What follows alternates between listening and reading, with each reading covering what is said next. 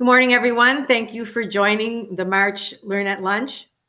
My name is Annette Fatika, Director of Operations, and I am pleased to introduce today's speaker, who is Dr. Jess Levy. Dr. Levy is a psychiatrist in Northeast Ohio. His psychiatric service includes children, adolescents, and adult patients.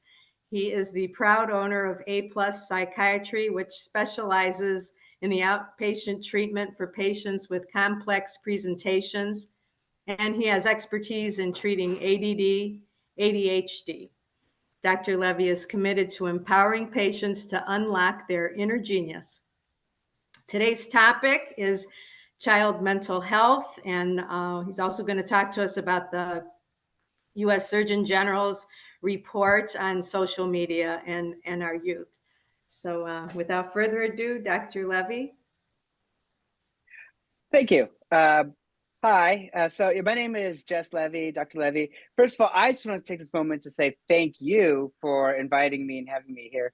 I've been working with Neil and the Cyber Safely team for a few months now, and it's been an incredible experience. When I first heard about it, and the idea of a risk reduction approach, using technology to work smarter, not harder, to help our young people and improve mental health. I had to be on board. This is such a cool thing. And so today my goal is we can go through, talk about this from a mental health standpoint. What I, as a psychiatrist who works with kids, teens, and adults, what I see, what I hear from parents, and how I think that we should be approaching this from a mental health standpoint. All right. So first of all, this topic today, what the Surgeon General's advisory on social media means for you. And so about 2023, the Surgeon General, back about a year ago, released a warning about social media and mental health and youth. It's pretty detailed. You can find it online. Now, we'll use the word advisory. I use the term Surgeon General's warning interchangeably, but that's really what we're talking about. If you think about like cigarette packages and they have that little black box warning, Surgeon General's warning or advisory. That's what we're talking about. I mean, it's that level when it comes to social media. So we have that much concern. I think we got to take it seriously. Okay, so I am an unpaid advisor for Cyber Safely, and as Annette mentioned, I am proud owner of A+ Psychiatry. But those are the only conflicts I have to report. Okay, so today we're going to do a couple of things. First, I'd like us to just kind of go over the Surgeon General's advisory on social media, just to kind of say, what does it say, the way it was broken down. The way the Surgeon General's advisory is done is based on how different, what they call stakeholders, policymakers, technology companies, parents, teens, researchers. Basically, we're all stakeholders, what we can all do independently and together to help solve this problem as it affects youth mental health. And then kind of talk about the next steps and go from there. All right, I'm going to start with an example. This patient is not a real patient. I named her Jayla, but I wanted to bring this up because this is a typical patient I see. It's actually a composite of a bunch of patients I saw. And frankly, it didn't take me that long to write this example because I've seen so many patients like it. But this is not a real patient. We'll start with that. Jayla, 15-year-old. She's a freshman in high school. She lives at home. She's got 2 loving parents, 2 younger sisters. She's a great student. She's a junior varsity girls soccer player. Like most 15-year-old, she's on social media. Many are, not everyone, but most are. She's in her TikTok, Instagram, and a couple other things. She sees Facebook as, the thing for family members and for older people, but she still uses it nonetheless because a lot of other people use it. Okay, so then one day, Jayla has a really, really bad soccer game. I mean, it's bad, right? It's a loss. The team loses.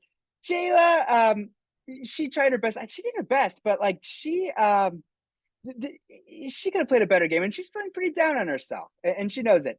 So she's doing her homework. And by the way, these kids, we got to keep in mind that we're doing, the games, the sports probably happened right after school. She's still got homework, and her friends are still messaging her all day, every day on social media. So she picks up her phone. Yeah, Emily, right? Emily, we know Emily. We all know an Emily. Emily, she posts this thinly veiled swipe for Jayla, kind of saying that it was Jayla's fault the team lost. All right. For most of us, yeah, this is how we'd feel too. I'd be feeling this way if I got called out by a friend on social media, right? Understandable. Here's how I, as an adult, and many adults would react to this. We would say, "Oh, here we go again, more drama. Oh, Emily's being Emily." And again, I want to stress, I don't know a real Emily in this case. It's just a name I chose. Uh, oh yeah. And then say, you know what? I could say something really, really mean. Just that urge to fire off a nasty text or something like that, or fire off a nasty. It's like, it's just not worth it. I got homework. We know the ramifications of social media. As adults, we know that this stuff's just temporary. And then we get back to our work. But we got to remember, teens are not young adults. Let me back that up. Teens are not little adults. I said that wrong. Teens are young. They're going to be adults, but not little adults. And that's one of the first lessons I learned in all pediatric psychiatry, the mantra, kids are not adults. And so if we expect kids to act like adults, we expect kids to, do this sort of thing, is remind themselves that this really isn't worth it and get back to work. We're setting themselves up for failure because that's just not how they work, especially this day. Instead, here's what Jayla says: war, right? This is where she's going, fighting fire with fire. Because to Jayla, when her friend called her out on social media, it wasn't just a little bit. This was a major disruption. Her friend might as well have just picked up a loudspeaker, or pick up a bullhorn in front of the school and just blasted Jayla for losing that game. So social media war erupts, things escalate. Maybe Jayla says something, Emily writes back, they get a little to it. And then at some point, Jayla can't stand it. She's had a rough day. She writes something really mean. Like really mean, right? Something that's way across the line. Someone at school, maybe another peer saw it. They reported the teachers. Teachers now are involved. Now they're getting upset because so what they hear is, "Oh, did you see what Jayla wrote on the social media? Oh, she wrote this terrible thing. How dare she?" So at that point, they're going to get parents involved. Things are escalating. Just because of school, they just it's all about, at this particular school, it's about punishing more than maybe it needs to be, or maybe they feel that's the way things are supposed to be handled, is by punishment when things go wrong on social media. But anyways, she gets punished, suspended. She looks bad in front of her teams. She's been humiliated, and it just gets worse and worse and worse. She's grounded. That's the punishment, right? She quits soccer. She's done. And you know what? Like, this sounds terrible, and you think, all this just because of a dumb social media text? Yeah, kind of. Yeah, that's precisely what we're talking about here. So what did Jayla learn? She learned it's okay to be passive aggressive and say things. It's okay that adults are weird about social media. They see this as, they say, "Oh, it's very scary and bad. And by the way, if you mess it up, kid, you're in big trouble and we're going to ground you and suspend you." Nobody ever asked, like, what happened? Why was there a text, or what was going on that, at that point? Most of all, we learned, don't get caught. That's the real thing. Had Jayla just written something different or somehow figured out a way, that's not the lesson we want kids to learn, right? How is that helpful? No, we all know this is not the way to go. And that's why I love my job. And that's why I love psychiatry, because how can we do this better? All right. So now with that, we are going to pivot a little bit and talk about the advisory. And maybe the advisory will give us some guidance about that question of how do we stop some catastrophic situations, like a little tiny argument over text blowing up into a full-blown war and meltdowns. And they have some good suggestions. There's a link right there. And frankly, the easiest thing to do is just Google Surgeon Social Media Advisory Youth Mental Health or something like that. All right. So the way it's organized is just kind of the way it does it. It's organized into two broad sections. They talk about the introduction, of course. And the introduction is really good because it has a lot of statistics. And one thing I specifically like about the introduction is they recognize that it's not all bad. When I first heard about this social media advisory from other parents or whatever, I thought, oh no, here we go again. It's just going to say, this is all terrible, da da da. And we know that social media is here to stay. And we do know that it does good things. But it does cause, or have the risks it can cause serious problems to kids, and we do need to take care of that. And so they divide the risks down to harmful content and problematic usage, and we'll talk about what that means. That's kind of how they describe the harms associated with social media. And then the next step of the last part is about what each stakeholder group can do that we talked about. All right, let's get to it. All right, again, I want to stress that social media is not all evil. It's not all gloom and doom. It's not all terrible. There are really, really good things that can happen from social media, even for young people. And there are studies showing these things. We know that people who are either sexual or gender minorities are at high risk for psychiatric problems due to bullying, due to all kinds of other issues. And we know that, having a place where people can connect online, find, companionship, and it can be life-changing. Social media provides a way for young people to become more aware about the world around them, to kind of have a bigger scope to connect, right? And plus, know that that's where their friends are. So if for no other reason, then it's important, if you remember being a teenager, but that you be with your friends and be cool. That's where social media is. This is where it's at. So it does have potential. Of course, that's not what we're going to be talking about the rest of the time. We're going to be talking about the risks. So the risks, as I mentioned, are broken down into two major categories. They have what's called harmful content exposure from social media, and then they have harmful usage.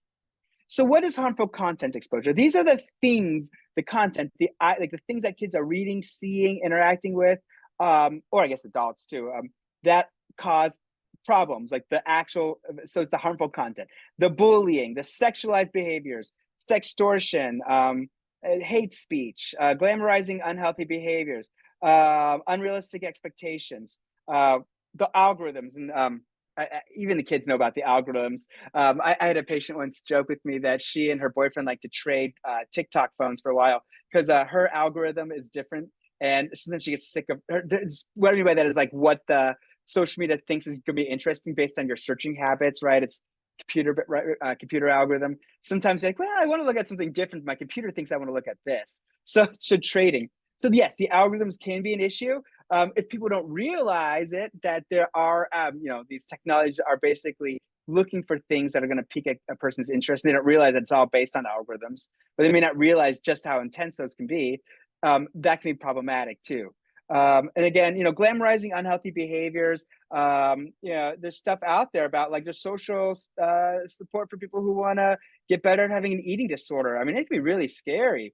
Things like that. Unrealistic expectations itself can be glamorizing unhealthy behaviors, body image, things like that. And again, hate speech.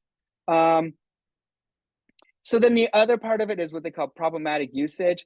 This is just how social media is being used, not the exact things that are showing up on the screen, but the idea here is it never ends. And I think when I work with parents, this is one of the big differences. I think that it's harder to convey to parents because they didn't grow up with this stuff. When I was a kid, which was not that long ago, and parents and stuff like that, if you had a bad day, if I had a bad day at school, let's say I did something bad in a class, or even like Jayla, I just had a bad game, I'd go home and I'd tell my parents, don't call. If anyone calls or anyone wants to talk to me, tell them I'm not available, right? Just to screen the calls, basically. I'm not picking up the phone. You can't do that these days. If there is no, just tell people I'm not available, because everybody knows when you have a cell phone that you can be available at any second because it's a quick blip, right? And not only that, but if you're not available and you're not responding to things, then people assume something's either wrong, or they move on without you, or the narrative just keeps going. Again, social media, the usage, it just doesn't end. And it really is a disservice to our kids. And this is something that's really hard to, because, especially with us parents, we're on our phones a lot too, is just that at some point you need to create some sort of space. There needs to be somebody say that's enough social media. That's enough. I need to be separated. And of course, the mental health toll. So the article goes into a lot of details. There's great studies on these things. We know there's a clear link between social media usage and mental health issues. There's actually what's called a dose-dependent link, which means the more the amount of social media exposure, the more likely it is that some kids are going to have problems. And we also know that actually a dose reduction, that reducing social media actually does help. Again, I want to make it clear, this is not to say all social media is good, bad. It's not all black and white like that. But just that, yes, this stuff is shown to cause a health thing. The things I see a lot, of course, is depression, anxiety, FOMO, fear of missing out is a big one. When you see your friends partying and stuff like that, it's tough, right?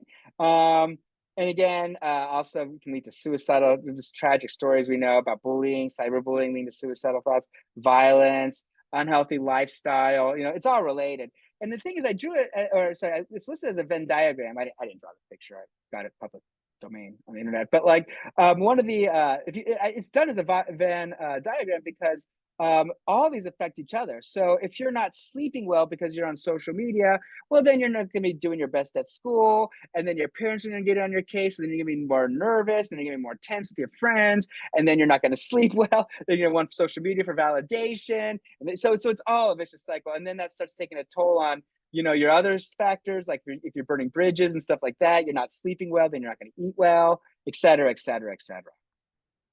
So this is all good. The other big worry I had besides was I just didn't want to badmouth and rag on social media for nonstop. For the warning was I didn't want to be, oh, we're stuck, nothing to do about it. Because it turns out there are a lot of things we can do about it. And this is how they go through it in their Surgeon General, in the advisory. I do happen to like their overall roadmap. There's some gaps we'll see.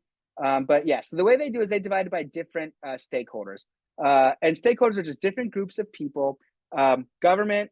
They also talked about technology companies, parents, youth themselves, and researchers. Those are the key ones I identified. The idea being if each person can do their part together, we're going to take a bigger stab at it than just relying on just the government. It's not just a problem with kids these days. Not just those evil tech companies. It's like, what are we all going to do together to work on this? So first thing, policymakers. This is government, state, local, federal. Laws, things to level the playing field. We know in Ohio, there's some legislation going through to help protect people. I mean, when you think about it right now, a 13-year-old can't vote, can't drink, can't do it, can't sign a contract for anything, can't sign their own permission slip to go somewhere.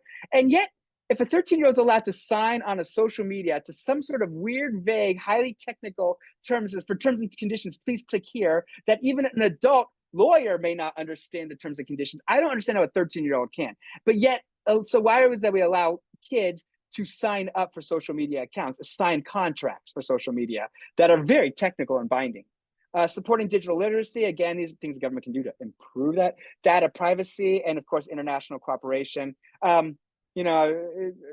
Politics aside, I mean, this is a global issue, and we need to work together. Tech companies, and again, it's easy to blame the tech companies, and frankly, they do deserve a bit of blame. I'm talking about the social media companies, but it's not. But again, you get from their point of view, they're in their nation trying to do a business that they're just, and stuff. So, but what can they do? Or what can we encourage tech companies to do?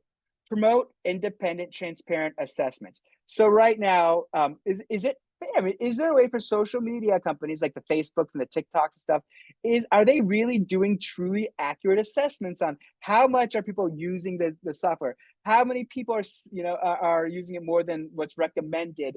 For in terms of screen time or whatever, using it after certain hours. There's some things they could do like that. Obviously, using safer tools and default privacy settings. That's a big one. Maybe the default settings should be don't share pictures or don't share stuff or whatever. And again, enforce age verification requirements. And again, I realize most of us here don't have those direct ties, but we can still do things to advocate. We can support tech products that have these things. For me as a psychiatrist, I can advocate for these things. I can do my education.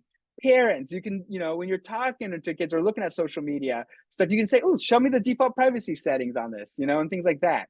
So we can do our part, too, to help tech companies do their part.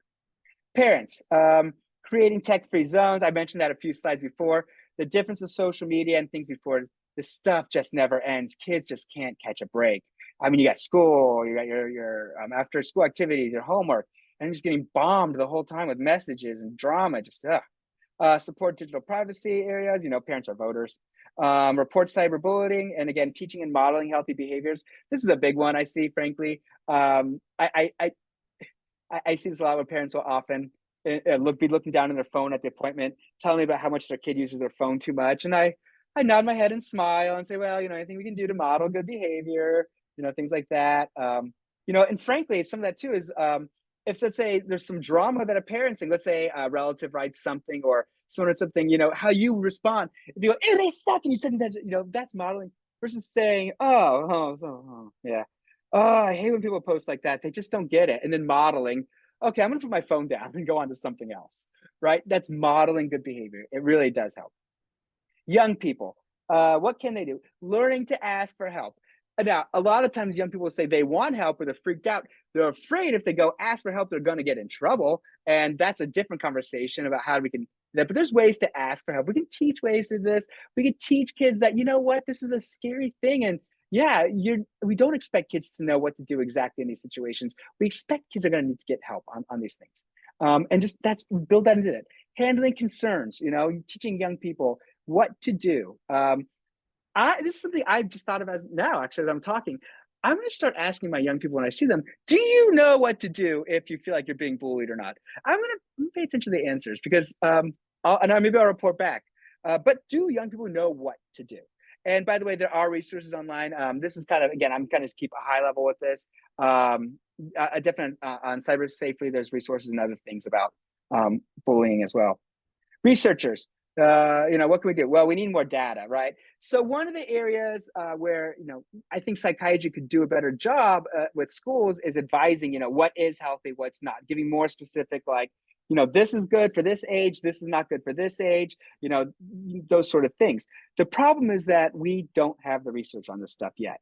The technology is kind of advanced way faster than any of the research. And as psychiatrists, we are physicians, and as physicians, we use science to make recommendations. So if we don't have science to back up what we're saying, it understandably makes us in psychiatry and other mental health professionals nervous. That's not to say we don't have a say. I mean, I have my intuition. I know pediatric development. I'm good at sensing, but there aren't very many specific guidelines yet out there about what specifically is okay and is not okay for a young person. For example, I mentioned age difference. Maybe the social media usage after a certain age is less harmful than before, like maybe between 10 and 14 versus 15 to 18 or something like that. Maybe there's different types of social media usage that leads to different outcomes, things like that. And again, standardizing measures and assessments, absolutely important there too, because, what is social media? What do we say these things, right? What does it mean harm? How much usage? What's defined as usage? Is looking over a friend's shoulder usage? Is it on your phone? These are just questions we have to ask. And so I do think there's a role for researchers. And again, and I think it's also important for parents and schools to be asking for those things. We're asking what sort of data we need to make these decisions. So what do we think? I think overall, this is very good stuff. It's a lot of roadmap. It's a very big thing. The biggest things with the social media warning that I do like is, yes, it does clearly state there is a link between social media usage and youth mental health outcomes. That we know that the more usage, the more adverse the outcomes are.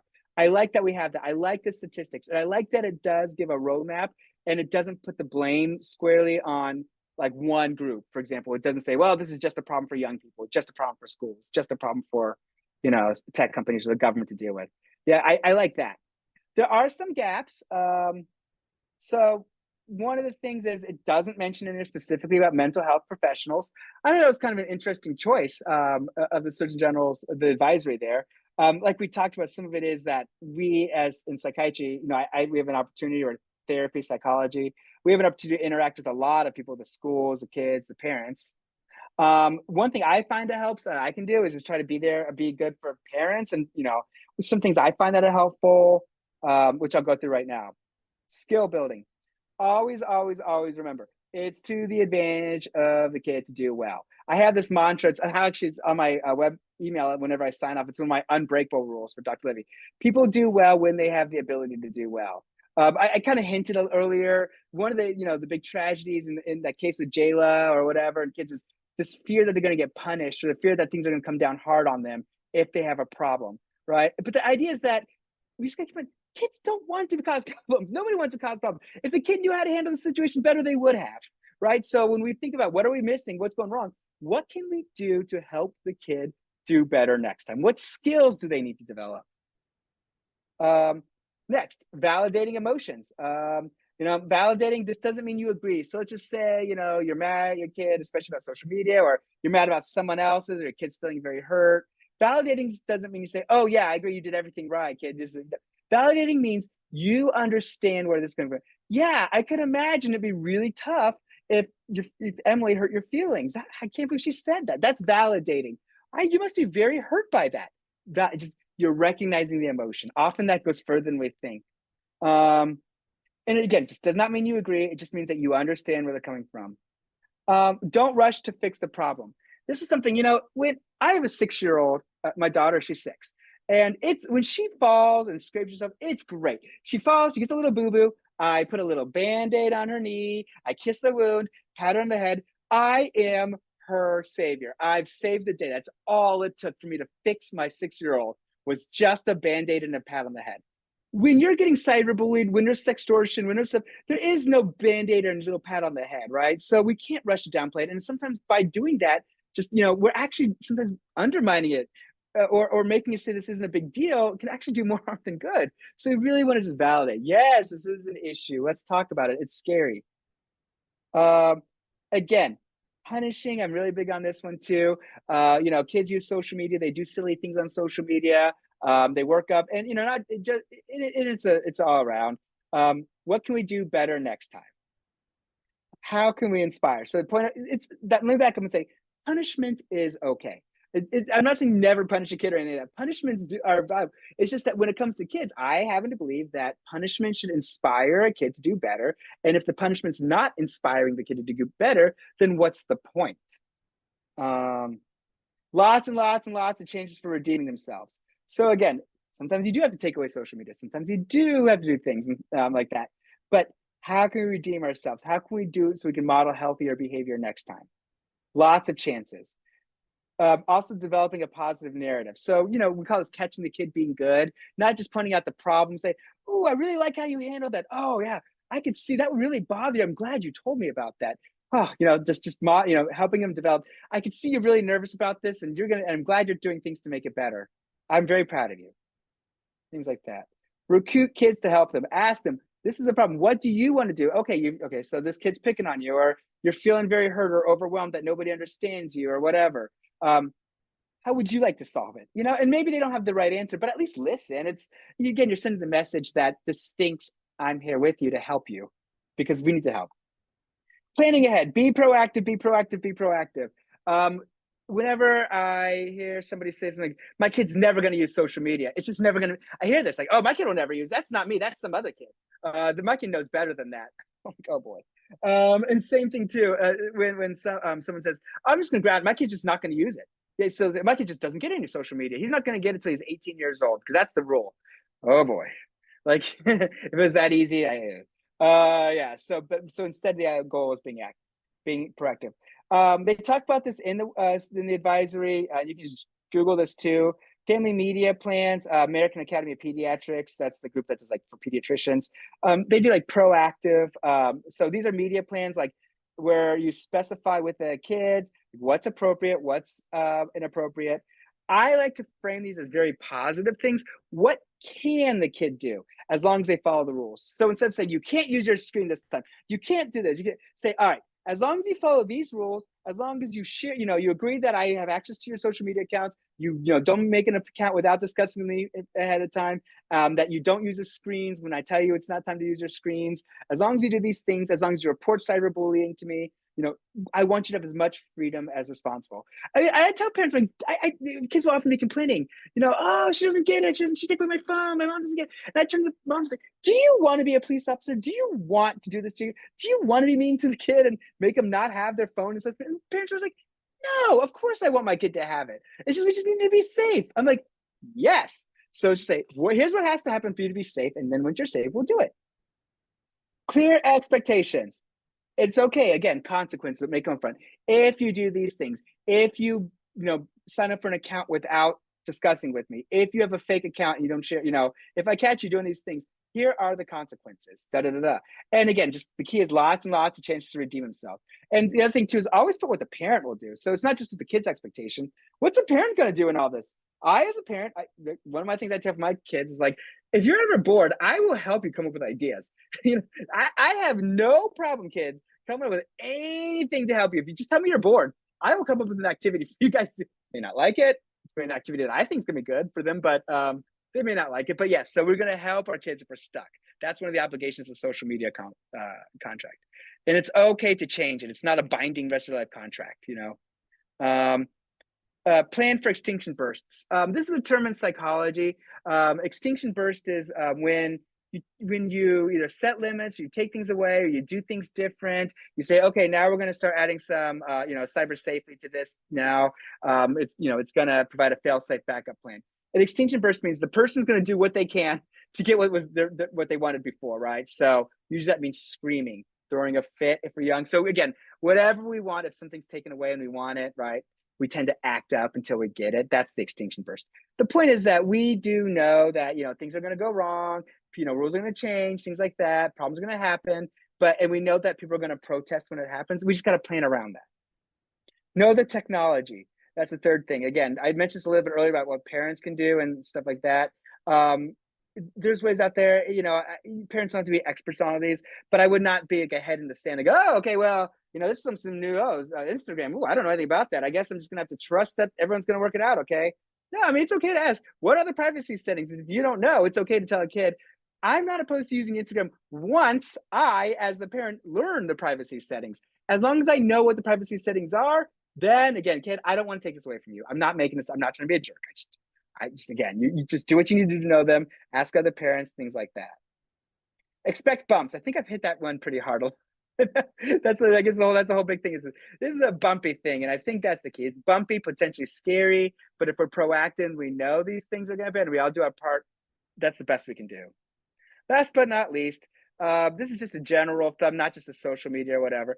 Just, parents, there's a lot of worry about these things. And, just do what you need to do to sleep at night. Let the chips fall where they may. There's, parents have it hard. I myself, the parents do it wrong either way. You're either too hard on your kids when you should have been nicer and then you feel bad, or you're too soft on your kids and you should have been a hard ass, and then it comes and bites you. It's going to happen both ways, right? So just at the end of the day, if you're not sure, just do what you need to do as parents to sleep, and things will be okay. All right. I will stop right now. With this being recorded, I'll pause and ask if there are any questions from the people listening or anything like that. If not, we can wrap it up. All right, Dr. Levy, thank you so very much. That was so informative. I know I learned a lot. Parents, I hope you enjoyed today's presentation. We look forward to seeing you all next month. In April, we'll have Emily Walco with the Task Force Internet Crimes Against Children. So, Dr. Levy, thank you once again. Thank you, guys. Have a good one. You take care. Bye-bye.